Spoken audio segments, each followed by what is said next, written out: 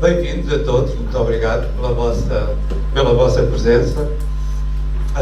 As sextas-feiras são sempre dias não são fáceis, é o final de uma semana de trabalho e que apetece por vezes ir para casa, mas há escolhas a fazer, a vida é feita de escolhas e hoje temos aqui uma oportunidade de ouvirmos um tema da nossa palestra que eu penso que vai interessar muita gente e nesse sentido eu agradeço a vossa presença para esta palestra. A palestra, o meu nome para aqueles que não me conhecem, porque algumas pessoas estão um bocadinho aos saltos, não está, Carlos? Mantém o microfone ao Paulo. Um Paulo, ok. Sim. Aqui. O meu nome para aqueles que não me conhecem é António Brito, que estão aqui pela primeira vez e puseram-me neste lugar difícil, que é fazer representar este papel, de vos dar as boas-vindas e introduzir o tema, mas faço com muito gosto. A palestra terá duas partes, uma primeira introdução minha, que já está a iniciar-se, e depois entramos no tema propriamente dito, que é física quântica, ciência e espiritualidade, cujo tema nos vai ser apresentado hoje pela professora Isadora Migliori, que mais adiante eu vos apresentarei. Há uma recomendação apenas por razões de segurança, estamos no Macau, como sabem, há a escada de acesso e que é uma escada de saída, em caso de emergência, aqui atrás de mim, está ali uma luz acesa, tem uma escada também de emergência, podemos sair, portanto não haverá problema porque temos isto tudo controlado, mas convém sempre saber que há duas alternativas de saída. O fórum venham mais 5, para aqueles que estão a tomar contacto com ele pela primeira vez, é um braço da grande loja tradicional de Portugal, vê-se mal, mas está ali daquele lado, e é um braço que visa apresentar temas de inspiração ou relativamente próximos das temáticas maçónicas, porque a grande loja tradicional de Portugal é uma loja maçónica, e fazemos-lo pela constatação de que no mundo daqueles que não seguem os princípios ou nenhuma linha de orientação maçónica, há uma grande curiosidade, há um grande desejo de saber o que é isso da maçonaria, os maçons, o que é que fazem, de onde é que vêm, que valores têm, historicamente como é que são, têm poucos anos, muitos anos, etc. E, nesse sentido, o Fórum Bem Mais 5 propôs-se apresentar palestras às pessoas cujas temáticas andam próximas da temática maçónica, no sentido de lhes proporcionar uma primeira abordagem, um primeiro insight àquilo que são verdadeiramente os valores maçónicos. O Fórum é, portanto, uma ponte entre esses saberes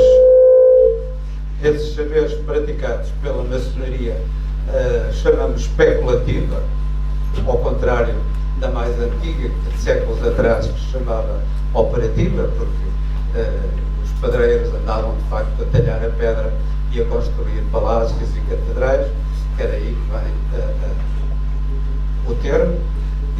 É de facto uma ponte que pretende fazer essa ligação entre estes dois saberes.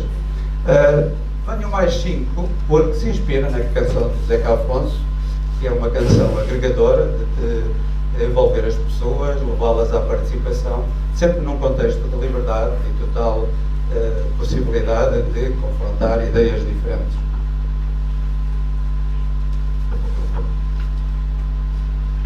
O Fórum tem no folheto que vos foi distribuído, enfim, introduzindo o tema, tem, para aqueles também que estão a ouvir-nos pela primeira vez, é composto o seu símbolo por um triângulo, um segmento de corda com 3 nós e uma árvore com uma copa, um tronco e uma raiz.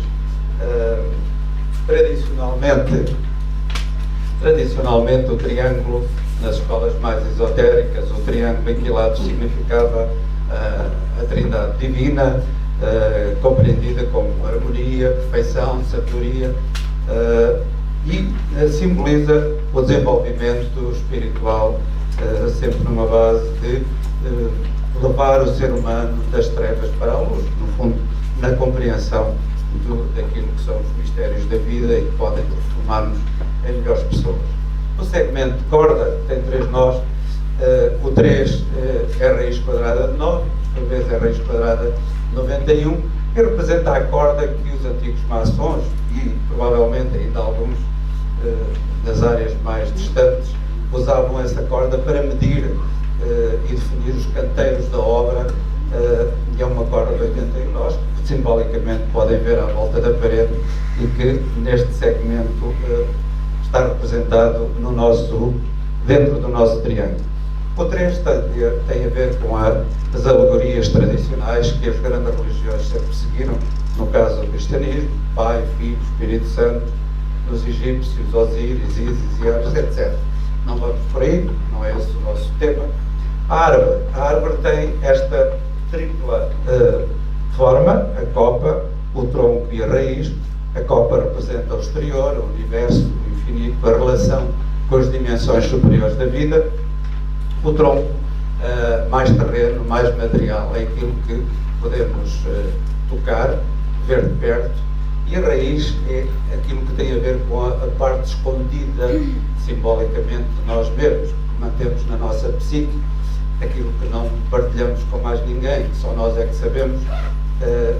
No fundo é isso que o Fórum, no seu simbolismo, pretende representar, que é, através desta representação, poder abrir para, em temas que permitam trazer compreensão e sabedoria nova a quem quer assistir às nossas palestras. A quem se dirige o Fórum Venham Mais Sim. Há uma grande preocupação da nossa parte, neste tempo de grande incerteza, de grande... Conseguimos estabilizar isso, Carlos? Neste tempo de grande incerteza, de o mundo numa convulsão permanente, diferentes movimentos em diferentes sentidos, representam imensa insegurança para as pessoas, e há, embora algumas partilhem de algumas dessas ideias mais radicais que hoje são seguidas pelo mundo, há outros que tentam compreender a razão de ser de tudo isto e vivem preocupadas com aquilo que observam, que ouvem nas notícias, a falta de ética nas relações laborais. Antigamente os salteadores andavam na beira da estrada, hoje alguns deles estão instalados em diversas organizações, que hoje ouvimos nas notícias todos os dias, e são as pessoas que vivem preocupadas com este tipo de coisas, que não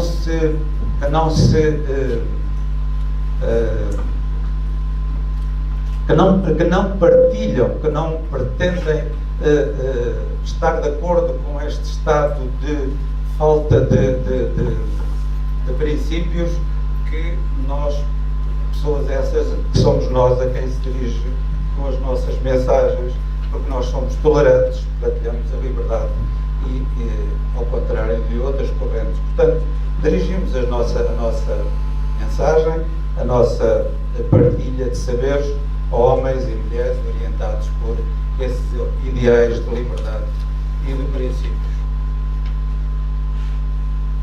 O Fórum é, portanto, uma janela aberta que pretende, através dos temas que vai apresentando, através de convites que dirige a diferentes palestrantes, pretende ser uma janela que abrimos e onde convidamos as pessoas a espreitar para o outro lado e vislumbrar essa possibilidade de um caminho diferente, suscetível de ser trilhado com todos esses princípios. Nós, na grande loja tradicional de Portugal, temos uma coisa que chamamos o átrio. O átrio é um espaço, não é maçonaria.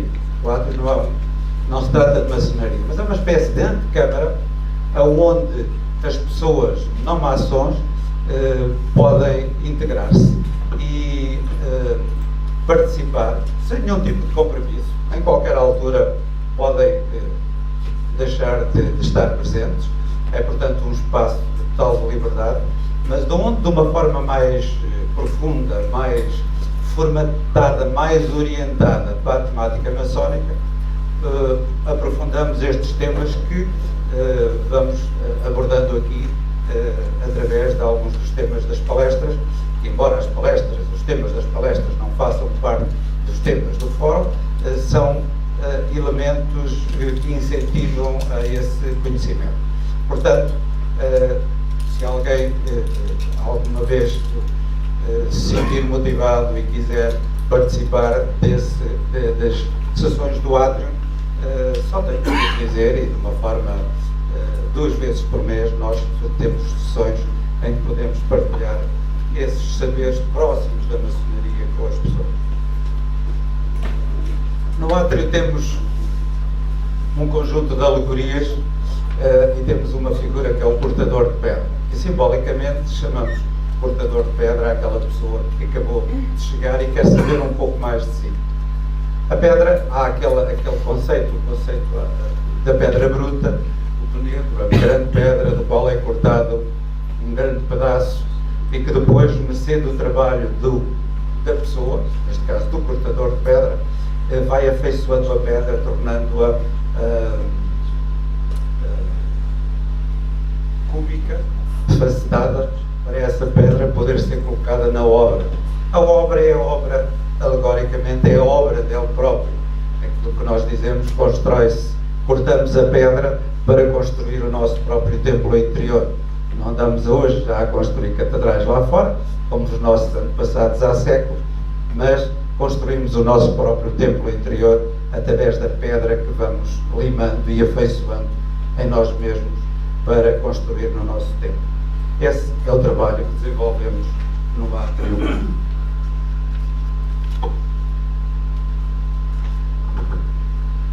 O caminho é, portanto, um caminho que exige perseverança, exige caráter, exige princípios e exige que estejamos atentos para as diferentes possibilidades. O tema que hoje aqui nos traz, em termos de palestra, tem a ver com algo de fascinante no tempo que vivemos, que é a física quântica e as suas infinitas possibilidades. A professora Isadora Migliori vai-nos falar de tudo isso, mas, em jeito de introdução, dizer que no passado, até algumas décadas atrás, tudo aquilo que tinha a ver com o conhecimento do macrocosmos, os movimentos das estrelas, dos planetas, estava razoavelmente conhecido, pode ser quantificado. Podemos medir um cometa daqui a quantas décadas é que volta a passar. Temos um conhecimento do macrocosmos bastante avançado, bastante perfeito. E, inversamente, o conhecimento do microcosmos, do infinitamente pequeno, aquilo que tem a ver com a natureza da matéria, isso sim, é algo revolucionário e que não se compagina com as regras da física que nós conhecemos e que aprendemos na escola de alguma forma. Portanto, para nos falar deste tema, eu convido a professora Isadora Migliori a vir aqui para o meu lado para eu apresentar.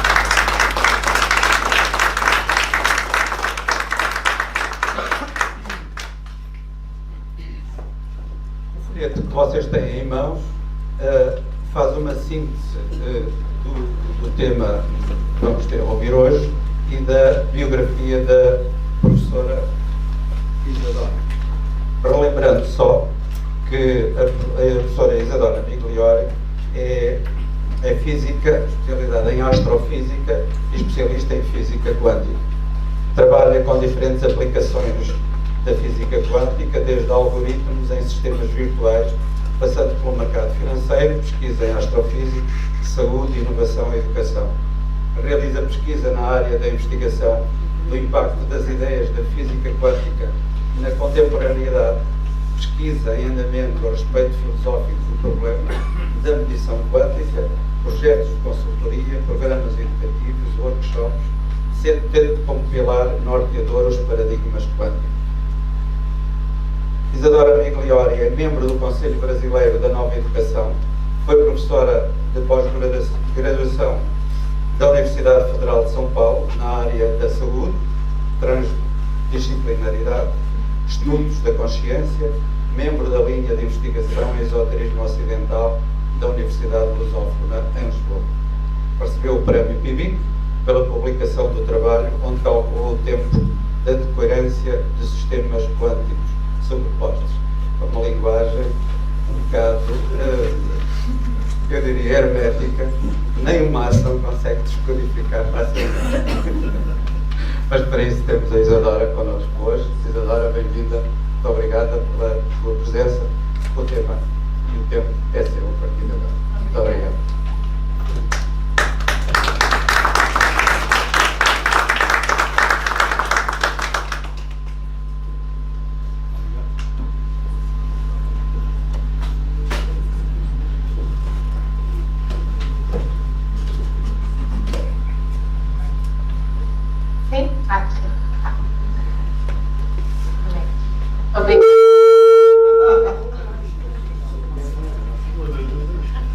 Agora sim.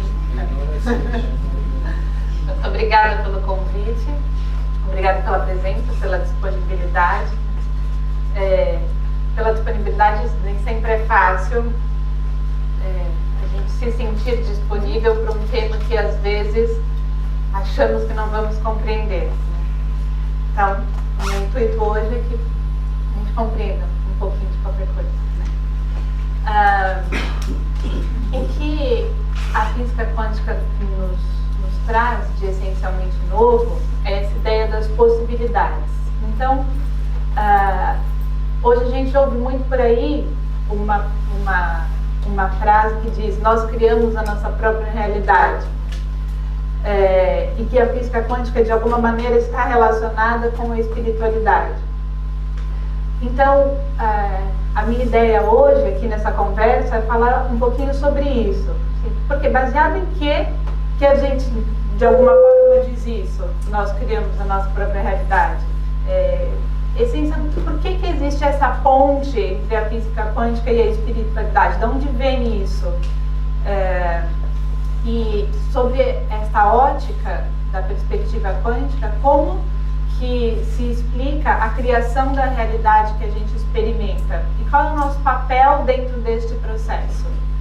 Então, é sobre isso que a gente vai falar. Espero, então, poder clarear um pouco, trazer algumas respostas em relação a isso. Então, começando, como o Antônio bem disse,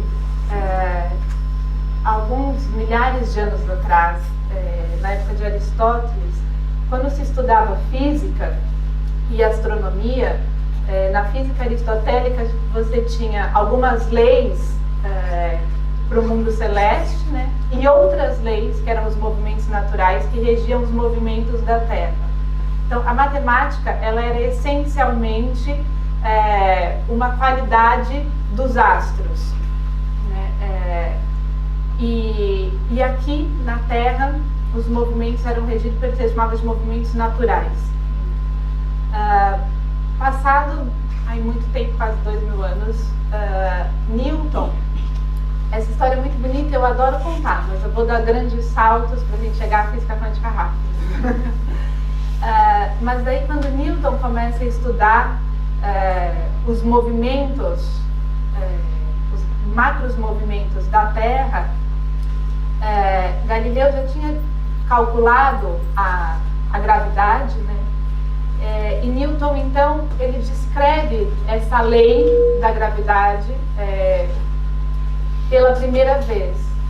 Isso é um salto enorme para nós, porque compreende-se que as mesmas leis que regem o universo também regem os movimentos no nosso planeta. Que a matemática, que era tão divina, não é uma propriedade só do céu, mas também da Terra. Isso nos recoloca como parte de um sistema, né? O que está em cima, assim como está embaixo. Nós fazemos parte de todo esse mecanismo celeste, né? Então, Milton introduz essa ideia. Entretanto, o que ele vai pesquisando são os movimentos que depois vai se chamar da física clássica. Então, na física descrita por Newton, os movimentos eles são determinados. Então, se a gente sabe a velocidade de um determinado objeto e o percurso que ele vai descrever, eu sei dizer se ele está saindo daqui, eu sei dizer onde ele vai estar, né? Existe uma causalidade, uma causa e efeito. E este princípio, a física newtoniana, ela vai dar início a toda uma teoria do conhecimento, porque ela vai inspirar Descartes, Kant, que vai desenvolver uma filosofia em cima da qual a nossa sociedade vai se desenvolver até os dias de hoje, essencialmente sobre uma perspectiva materialista, né? Materialista também no sentido de que o que existe de essencial no universo é matéria, ou seja, as partículas elementares são a base de toda a existência. E essa ideia ela vai caminhar e funcionar muito bem até final do século XIX. Em 1900, exatamente, começam a surgir alguns experimentos que vão começar a colocar em causa todo este determinismo. Um pouco antes disso, aconteceu um outro fato na ciência que é muito interessante. Não existia, até meados do século XVIII, o conceito de campo. Newton, quando ele calculou, ele compreendeu a lei da gravidade. Na verdade, ele calculou, porque quem compreendeu foi Einstein mais pra frente, né?